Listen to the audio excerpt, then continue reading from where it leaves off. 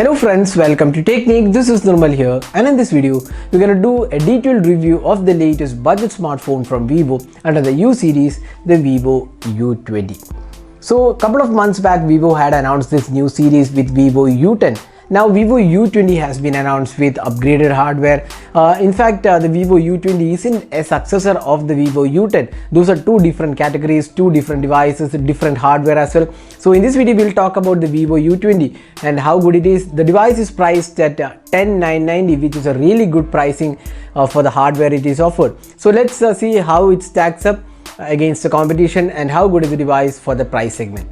So let's get started. First step, let's have a look at the design and build quality.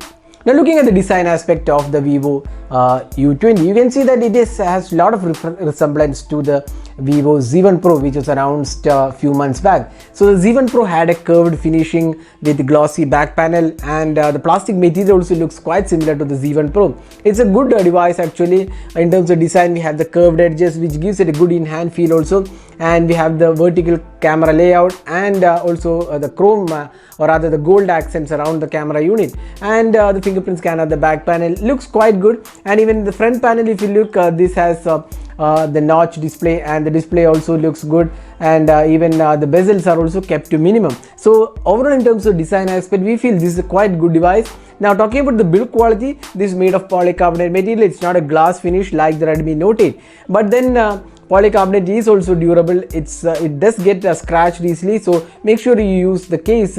But overall, we feel this is quite a well built phone in this price segment. So that's the design and build quality.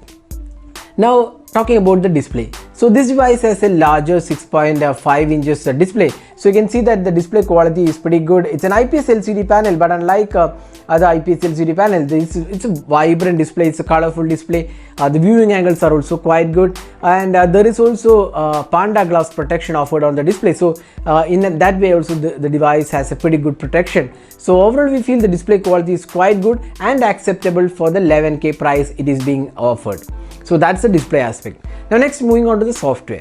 So this is one area where the Vivo devices usually does not excel, because the FunTouch OS is not a very user-friendly OS, but still then it does offer a lot of additional options. You get this dark mode and some additional features like dual app support, then app lock via fingerprint scanner, gestures. So a whole lot of features are included. Along with that, there is also dark mode included, and this is on top of Android 9 Pie. Now the issue with the device is, if you are a person who is using Vivo device for the first time, you get a bit confused on how to use the notification toggle. So you have to just swipe from the bottom. In fact, this is how you can take the quick toggle. So that's one area where Vivo needs to address. The FunTouch OS is not the best user-friendly OS, but still it has a lot of features to offer and does a pretty good job in terms of the performance.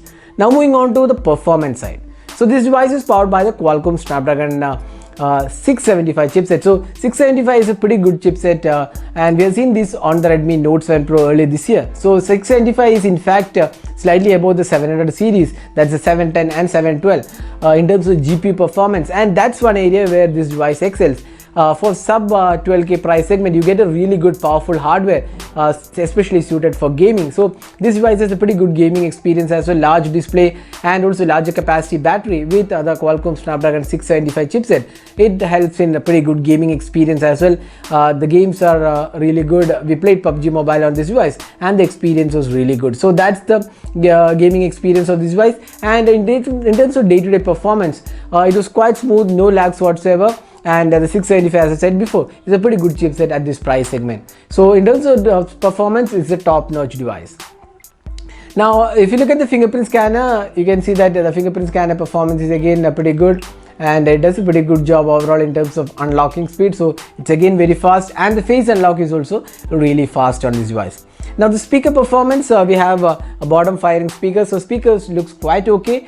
And if you're a person who listens or watches a lot of movies or multimedia, then it's quite an acceptable speaker performance. Now call quality again was really good on this device. We did not see any sort of issues. Now moving on to the cameras. So when you look at the Vivo U10 with quad rear cameras, one of the issues was that the camera performance was disappointing. But here with the Vivo U20, Vivo has rectified that issue. Now we have a primary 16 megapixel camera, 8 megapixel ultra wide angle camera, and then we have a 2 megapixel macro sensor, and this is a triple camera setup which performs really well. The rear camera performance especially was really good. The 16 megapixel camera does a pretty good job in terms of detailing, the sharpness levels, color reproduction, and the 8 megapixel ultra wide angle camera also does pretty good job. Now the macro shots were quite good, but the color reproduction was not really good.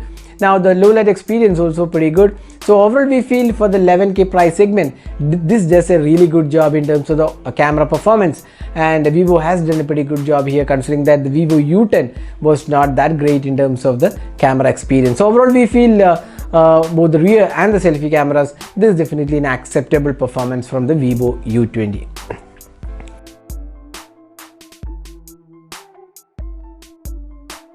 Now finally, the battery life. So the phone has a 5000 mAh capacity battery with 18 watt fast charger. So that's another important aspect, because you get a really great battery life.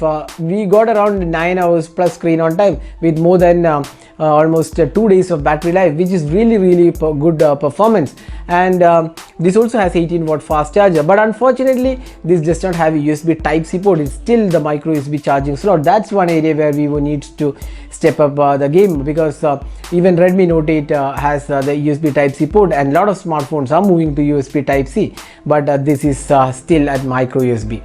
So this also has a dedicated SD card slot in case you want to expand the storage without having to compromise on the dual SIM card. So summing up, how good is the Vivo U20 at 11K price segment? So we feel Vivo U20 is one of the best value for money packages out there, because at 11K you get the Snapdragon 675, 5000 mAh capacity battery, 18 watt fast charger, then full HD plus resolution display, and also good camera experience coupled with an above average software experience. So at 11K we would suggest this is the best possible option you can get, and this is a great package from Vivo under the U series. So that was a detailed review of the Vivo U20. Hope you enjoyed watching this video. Do hit that like button and also hit the subscribe button for more videos. This is Nirmal signing off. Thanks for watching. Hope to see you in our next video. Have a great day.